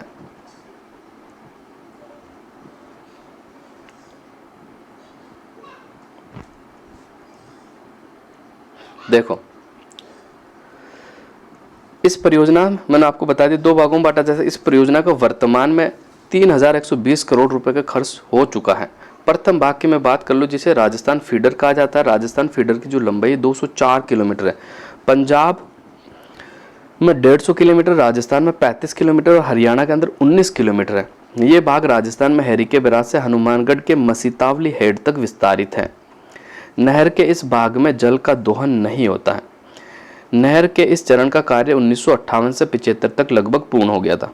इस भाग द्वारा 5.7 लाख हेक्टेयर सिंचाई क्षमता सर्जन की गई। इस चरण की जो शाखाएं अनूपगढ़, सूरतगढ़ और पुंगल का निर्माण किया गया। जबकि दूसरे चरण की बात कर ले तो इस भाग को मुख्य नहर कहा जाता है। मुख्य नहर की लंबाई जो है 445 किलोमीटर है। इस भाग का निर्माण कार्य 31 दिसंबर 1986 को पूर्ण हुआ था। कब? 31 दिसंबर 1986 को पूर्ण हुआ था, जो कि आपको बिल्कुल याद रखना। और द्वितीय चरण बीकानेर के पुंगल क्षेत्र के 77 गांव से प्रारंभ होता है, जो कि जैसलमेर के मोहनगढ़ कस्बे में पूरा होता है। इसलिए इसे मोहनगढ़ कस्बे को इंदिरा गांधी नहर का 0 पॉइंट भी कहा जाता है। मोस्ट इंपॉर्टेंट फैक्ट है, ये आपको बिल्कुल याद रखने हैं। साथ ही थोड़ी सी मैं बात कर लेता हूँ भांगड़ा नांगल परियोजना के बारे में। तो ये पंजाब, हरियाणा, राजस्थान की संयुक्त परियोजना है। ये परियोजना भारत की सबसे बड़ी नदी घाटी परियोजना है। भाखड़ा नांगल परियोजना से राजस्थान को हिमालय की नदियों से कितना पानी मिलता है? तो 21.21 MF पानी मिलता है। और भाखड़ा नांगल परियोजना में मुख्य 2 बांध है। पंजाब के होशियारपुर जिले में भाखड़ा स्थान पर एक बांध जो कि 226 मीटर ऊंचा, दूसरा भाखड़ा में 12 किलोमीटर दूर नांगल में 29 मीटर ऊंचा नांगल बांध बनवाया गया। भाखड़ा बांध देश का सबसे ऊंचा बांध है। और भाखड़ा नांगल परियोजना से सबसे ज्यादा जो लाभान्वित होता है आपका हनुमानगढ़। कौन सा जिला होता? हनुमानगढ़, जो कि सर्वाधिक आपका इससे लाभ मिलता है। इस परियोजना में राजस्थान में श्री गंगानगर, हनुमानगढ़, चूरू जिले को जल और विद्युत मिलती है। ठीक है। नांगल बांध से निकाली गई जो पंजाब और हरियाणा, राजस्थान को सिंचाई सुविधा प्रदान करती है। ठीक है, ये आपको बिल्कुल याद है। जबकि भाखड़ा की मुख्य नहर पंजाब के रोपड़ से निकलती है, जो कि हरियाणा के हिसार के लोहाना कस्बे तक विस्तारित है। और नहर की जो कुल लंबाई है 175 किलोमीटर है। बिल्कुल आपको याद रखना है। बढ़ते हैं, अगला क्वेश्चन देख लेते हैं। अगला क्वेश्चन क्या है? अगला क्वेश्चन बिल्कुल आपके सामने है और इसको अपन देख लेते हैं अच्छे से।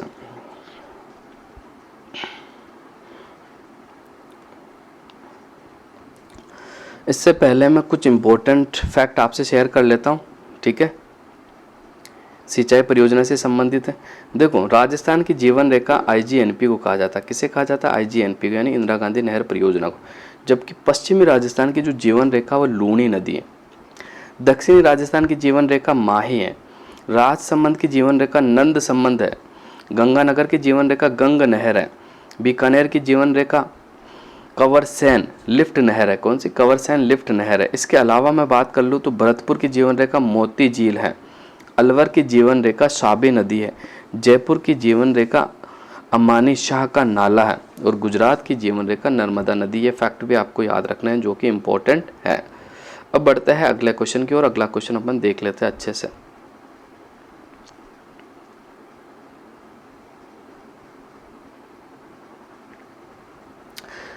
केंद्रीय भूजल प्राधिकरण ने राजस्थान में निम्न में से कौन से प्रशासनिक खंडों ब्लॉक्स को भूमिगत जल दोहन पर रोक लगा दी गई है? तो इसका जो सही आंसर होगा आपका ऑप्शन नंबर 4, बहरोड, भिनमाल, सूरजगढ़, धौंध और सवाईमाधोपुर। ठीक है, इन ब्लॉकों के ऊपर पानी के दोहन के लिए बिल्कुल आपकी रोक लगा दी गई है, बिल्कुल आपको याद रखना है। अब मैं बात कर लेता हूँ भूजल विभाग की नवीनतम रिपोर्ट जो कि 21 मार्च 2022 को आई थी। राज्य में कुल कितने ब्लॉक है? तो 295 ब्लॉक है।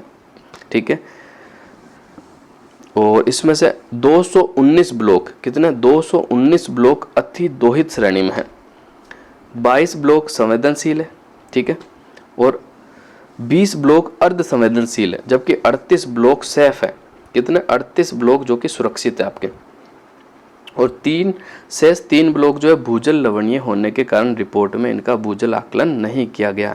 ये आपको बिल्कुल याद रखना है।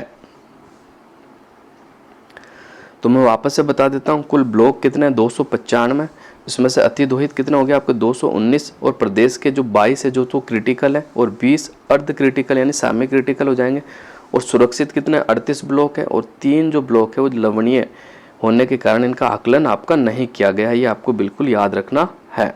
अब बढ़ते हैं अगला क्वेश्चन की ओर, देख लेते हैं अगला क्वेश्चन आपका क्या है। राजस्थान का वे राष्ट्रीय राजमार्ग जो एक ही जिले में सीमित है? तो 79A ऑप्शन नंबर 2 जो कि अजमेर में आपका सीमित है। अगला क्वेश्चन देखते हैं। सीसा, जस्ता, टंगस्टन, मैग्नीज और तांबा एक तरफ खनिज एक तरफ खनन क्षेत्र आपको दिए हुए हैं जो कि आपको सम्मिलित करना है। तो देखो सीसा जस्ता जो है ना आपका कहाँ मिलता है? तो बिल्कुल आपका गुड़ा किशोरीदास। ठीक है, कहाँ? गुड़ा किशोरीदास।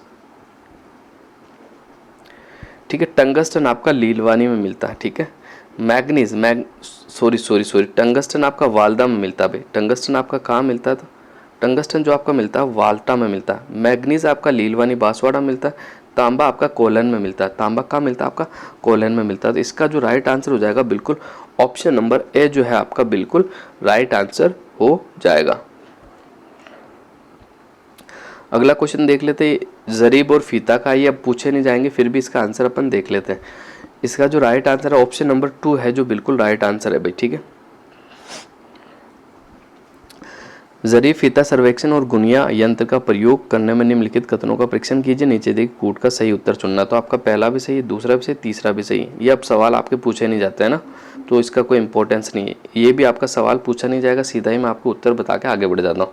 इसका जो राइट आंसर है आपका ऑप्शन नंबर 2 है, इंजीनियरिंग और गंटर जरीब। ठीक है, अब आगे बढ़ते हैं अपन 16वें क्वेश्चन की ओर। ब्रोच गुज्जर नामक एक ताम्र पत्र के आधार पर राजपूतों को यूची जाति का वंशज मानते हुए इनका संबंध कुषाण जाति से किसने जोड़ा था? ये आपको बताना है। तो इसका जो आपका राइट आंसर हो जाएगा कौन सा, बिल्कुल अपन देख लेते हैं। किसने जोड़ा था? कनिंगम महोदय ने जोड़ा था। ऑप्शन नंबर 3 जो है आपका बिल्कुल राइट आंसर हो जाएगा। सवाल बहुत अच्छा है, एक बार वापस से पढ़ता हूं मैं। ब्रोच गुज्जर नामक एक ताम्र पत्र के आधार पर राजपूतों को यूची जाति के वंशज मानते हुए इनका संबंध कुषाण जाति से किसने जोड़ा था? तो कनिंगम महोदय ने जोड़ा था। किसने? अब मैं बात कर लेता हूँ ब्रोच गुज्जर ताम्रपत्र 978 ईस्वी के, कितनी ईस्वी के? 978 ईस्वी के हैं। इसमें सप्त सैंधव भारत से लेकर गंगा कावेरी तक गुज्जर वंश के अभियान का वर्णन मिलता है। इस ताम्रपत्र के आधार पर कनिंगम ने राजपूतों को कुषाण की यूची जाति से माना है या जोड़ा है, बिल्कुल आपको याद रखना है। अगला क्वेश्चन देख लेते गाइस 17।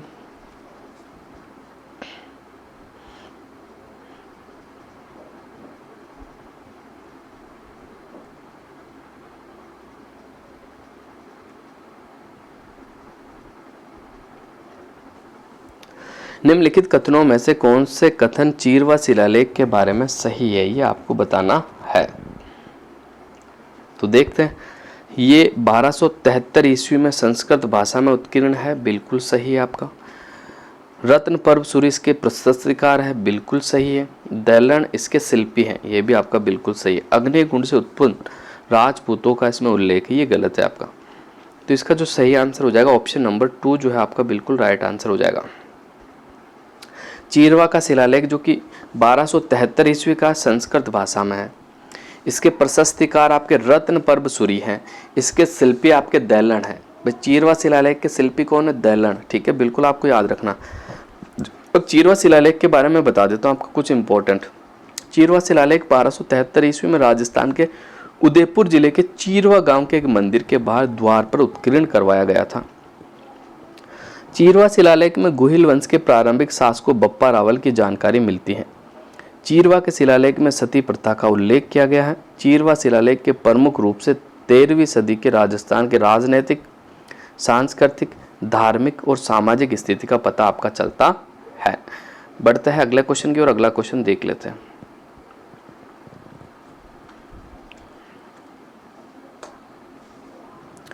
किस शिलालेख में चौहानों को वत्स गोत्र ब्राह्मण कहा गया है, ये आपको बताना है। तो श्रृंग ऋषि शिलालेख में भी नहीं कहा, अपराजित में भी नहीं कहा, अच्छा चीरवा में भी नहीं कहा, तो ऑप्शन नंबर 3 बिजोलिया आपका बिल्कुल राइट आंसर हो जाएगा। बिजोलिया शिलालेख 5 फरवरी 1170 ईस्वी का है।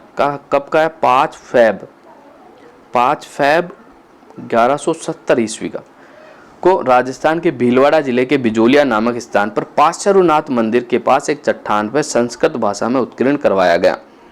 बिजोलिया शिलालेख जैन दिगंबर श्रावक लोलाक के द्वारा मंदिर के निर्माण की स्मृति में बनवाया गया। बिजोलिया शिलालेख के रचयिता गुणभद्र हैं।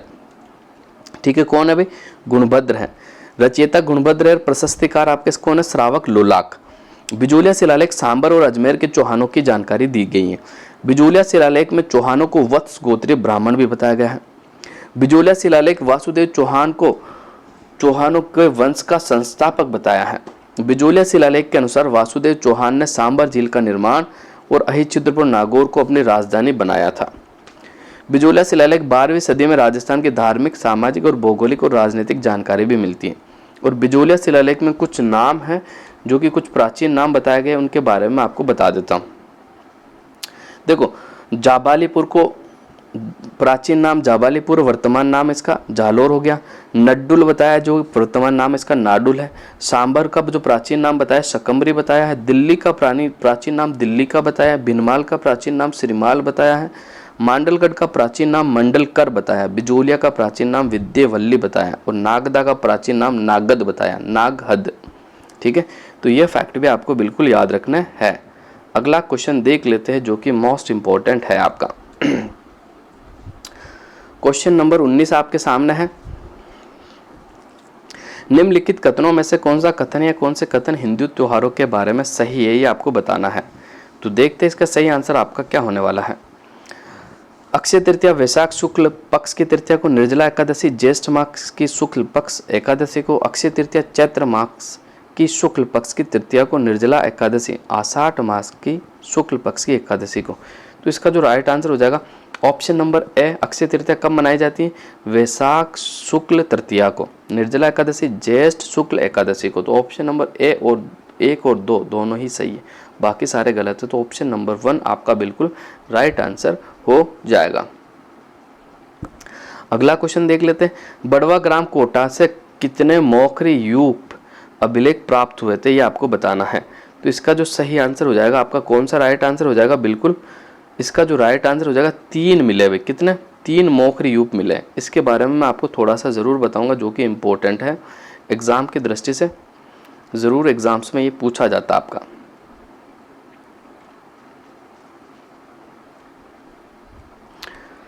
देखो, तो इसका जो राइट आंसर हो जाएगा ऑप्शन नंबर 3। ठीक है, बड़वा ग्राम कोटा से कितने मौखरी यूप अभिलेख प्राप्त हुए? तो 3 प्राप्त हुए।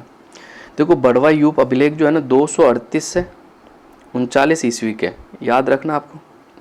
और ये अभिलेख बड़वा ग्राम कोटा में है। इनकी भाषा संस्कृत है, लिपि ब्राह्मी है। इसमें कृत संवत जो है 295 का उल्लेख मिलता है। मौखरी राजाओं का सबसे पुराना और पहला अभिलेख है।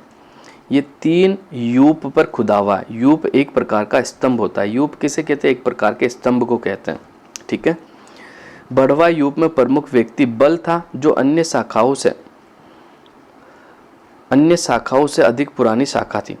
उसकी उपाधि महासेनापति होने से अर्थ निकलता है कि बहुत बलशाली था। दूसरे स्तंभ पर लेख में अपतुयाम यज्ञ के बारे में मिलता है जिसे मौखरी दंत्रात ने संपादित किया था।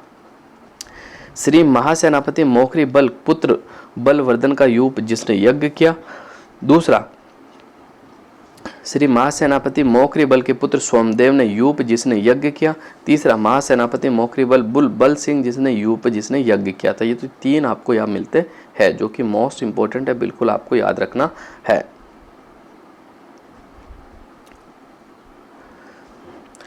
हमीर ने सुल्तान अलाउद्दीन खिलजी के किस विद्रोही सेनापति को रणथंबोर दुर्ग में शरण दी थी, ये आपको बताना है। तो इसका जो आपका राइट आंसर हो जाएगा, बिल्कुल किसने शरण दी थी, तो इसका जो आपका बिल्कुल राइट आंसर हो जाएगा ऑप्शन नंबर 4 बिल्कुल आपका राइट आंसर हो जाएगा। ऑप्शन नंबर 4 जो है मीर मोहम्मद शाह को शरण दी थी। किसे दी थी भाई? मीर मोहम्मद शाह को आपको शरण दी थी। ठीक है, अगला क्वेश्चन देख लेते गाइस।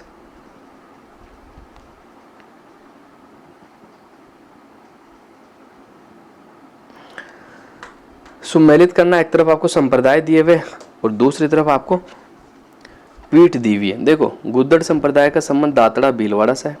ठीक है, बिल्कुल आपको याद रखना। चरणदासी संप्रदाय का संबंध आपका दिल्ली से हो जाएगा। Clear guys. नवल संप्रदाय आपका जोधपुर और अलकिया संप्रदाय आपका बीकानेर। तो इसका जो आपका राइट आंसर हो जाएगा, बिल्कुल देख लो, 1 का 2 किस में है और 2 का 1। ऑप्शन नंबर 2 जो है आपका बिल्कुल राइट आंसर हो जाएगा। मारवाड़ में दामनी क्या है? तो मारवाड़ के अंदर दामनी जो है क्या है, बिल्कुल आपको बताना ओढ़नी का एक प्रकार है। ऑप्शन नंबर ए जो है आपका बिल्कुल राइट आंसर हो जाएगा। अगला क्वेश्चन देखते हैं। महाराणा कुंभा द्वारा रचित ग्रंथ संगीत राज कितने कोशों में विभक्त है?